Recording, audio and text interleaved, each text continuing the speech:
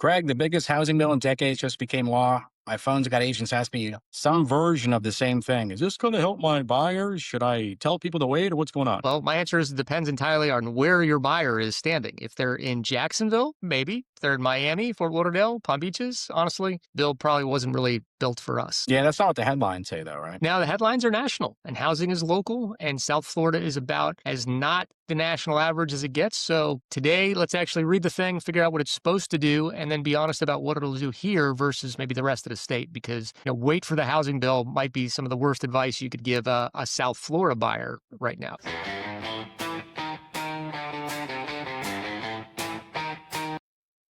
So, welcome back to the South Florida Mortgage Report. It's your hat-wearing mortgage guy, Billy May, always joined with Craig Garcia, president of Capital Partners Mortgage, and we're back, and we're going to talk about good stuff. So let's start with the basics on this housing bill, Craig. Let's talk about it. What is it? So it's called the 21st Century Road to Housing Act. It passed with a huge bipartisan margins, 85-5 in the Senate. Became law in July.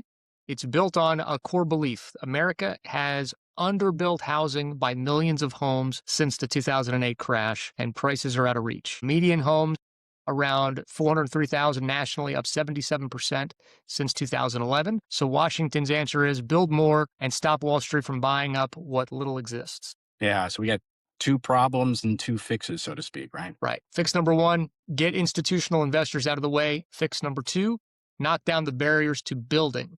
Both of those are real national problems. The question for our typical listeners, whether those are the problems standing between them and a house in South Florida. And I'd argue mostly not. Yeah, we've had that conversation before. So walk me through what's actually in this bill. So there's four things that matter. The one, the headline, they call it homes are for people, not corporations. If you're a big institutional investor that owns 350 or more single family homes, you're now barred from buying more existing homes.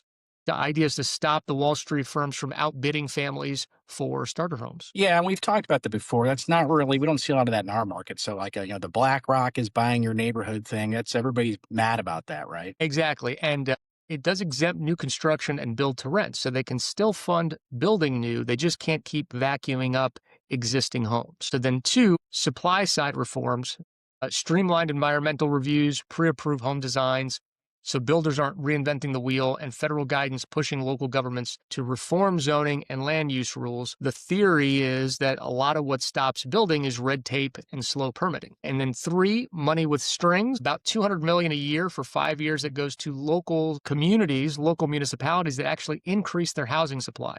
So if you build more in your community, you're going to get rewarded. And then the fourth thing is two smaller but interesting ones, a pilot program to convert vacant commercial buildings, think empty offices and dead retail stores, into housing, and a push on manufactured and factory-built homes. I mean, that all sounds good. I mean, on paper, that sounds constructive. So why so much skepticism? And also the president didn't sign it either, actually. Well, because every one of those four things assumes that your bottleneck is due to Wall Street or regulation. But in South Florida, it's really neither of those things. Yeah.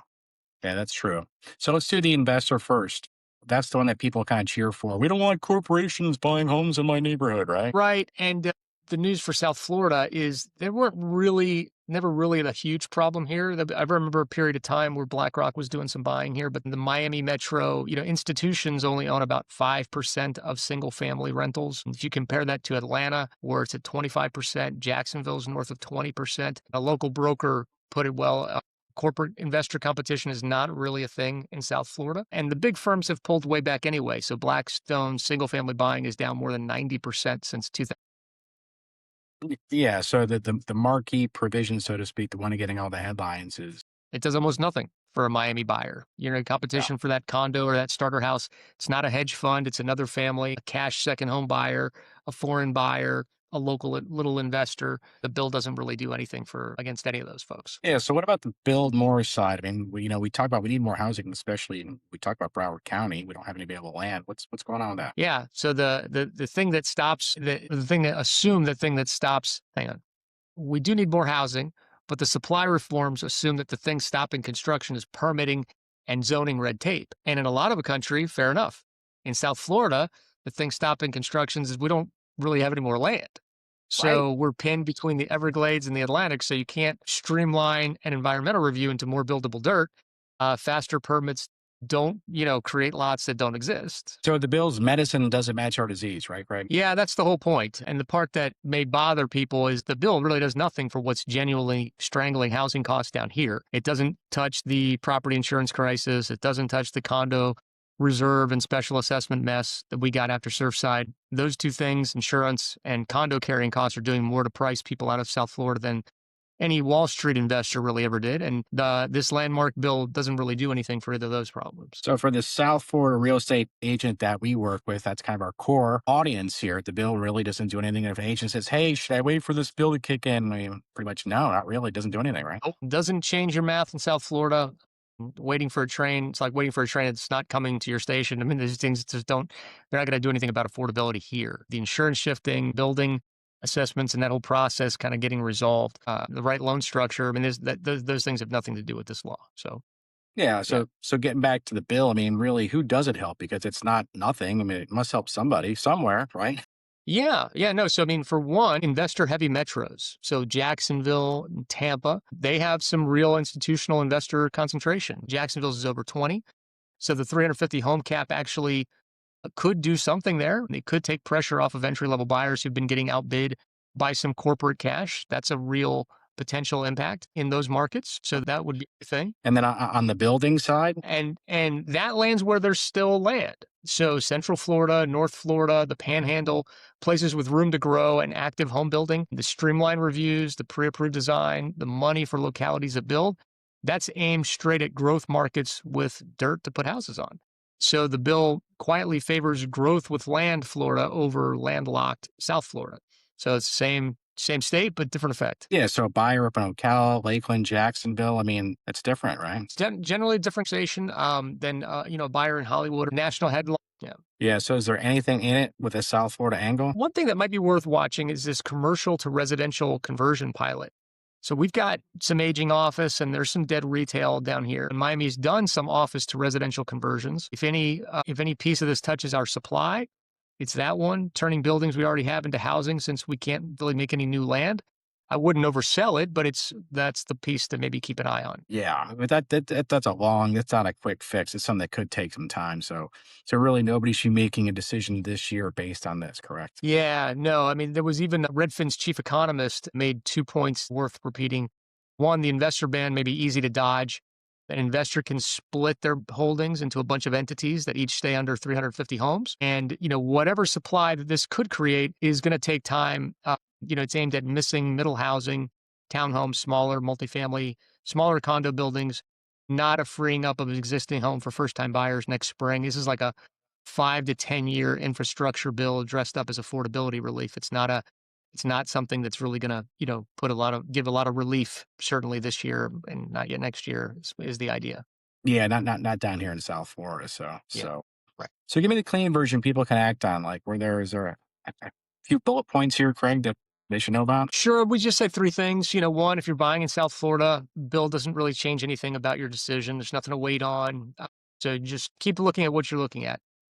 Two, if you're buying elsewhere in Florida, Jacksonville, Tampa, the growth corridors, that could help. I mean, there's certainly a lot of these areas, there's also, I wouldn't necessarily say you've got a supply issue right now either, but that should be improving things over time. And so could help you over the next few years. Is it worth waiting for? Hey, you got to look at what's going on right now and see what's available. And three, for agents, which, wherever you're working at in Florida, if this is relevant or not, and certainly telling somebody down here, hey, this bill is going to help the housing market is probably not going to help our market. Some of the other areas, Jacksonville, Tampa, Panhandle, Right. hey, maybe it will help over time, but still nothing that's going to change the situation right now. So, if you've got opportunities right now, strike while. Yeah. So in summary, kind of the one liner of this housing bill would be what would be that, Craig? Washington wrote a bill for the national housing problem. South Florida has a South Florida problem. It's just not for us. Yeah, I got you. So if you're trying to Yeah. figure out what actually moves your number down here, insurance, condo buildings, health rate, loan strategy, That's the real conversation. That's the ones that we have every day, it seems like, right? Yeah, no, I mean, send it our way. We'll tell you the truth about what helps you and what's, just a headline. And so, yeah, that's how we advise people every day. We are happy to do it. Uh, yeah, and there is relief down here, by the way. There is relief. I mean, I have a client that's going to be closing in the next couple of weeks, buying a single family home 4-2 in Margate, Central Broward County. And normally that insurance on that house would probably run about 5 grand. They got some quotes near $3,000 a year. We're talking a couple of $1,000 savings a year. That's huge. Yeah, no, it's really good news. We've been hearing more and more stories about the insurance, market getting, turning around now a bit. It was really bad for a little while, and now that they've had more competition coming in, reinsurance costs have been coming down. That's been definitely a pleasant turn of events that Yeah. insurance rates are becoming more affordable again. So Yeah. We hopefully didn't that's talk about this, but yeah, but if we didn't talk about this, but you take that insurance with possibly this tax thing that could get passed. I mean, we could look at some significant monthly payment savings for future buyers in South Florida. So could be interesting. Yeah, no, if the tax bill gets passed, that's certainly a big savings there from a property tax standpoint. So it'd be really interesting to see how that transpires. Absolutely. So mortgage rates, the Freddie Mac survey came out, kind of trended slightly upwards. So in the Middle East thing, kind of that really just it's just sticks a fork in everything that what happens with mortgage rates. It seems like, and it's been kind of trending upwards. Unfortunately, we hit a high point last week, so still Yep. hovering at high sixes. It's high sixes, and we'll have to wait and see what the market bears. Yeah, no, good news. We got a couple of good inflation reports that came out. So the big inflation report of the month was favorable. That was good. And then Warsh came out, and I like what Warsh is communicating. He is, they, and so is the rest of the Fed. They're not budging on saying, "Hey, we're really adamant about tackling inflation." And so the bond market has been pretty stable as far as interest rates go. That gets a little bit worse, gets a little bit better Yeah, between yeah, the situation in the Middle East still is, now it's taken a step back, it looks like. So yeah. but rates have not been going crazy, they've not been getting worse. No, no, So it's that's great. minor moves. I mean, we're still in the Yeah. high sixes. I mean, it's just minor moves. So, but so it's kind of holding steady, which is a good thing. So, all right, sounds good. Well, great information. Sounds good. Hope yourself have a great day. Enjoy the rest of your day. And Craig, make sure we will see you At the closing table. at the closing table. Thank you for watching and listening to the South Florida Mortgage Report, brought to you by Capital Partners Mortgage Services.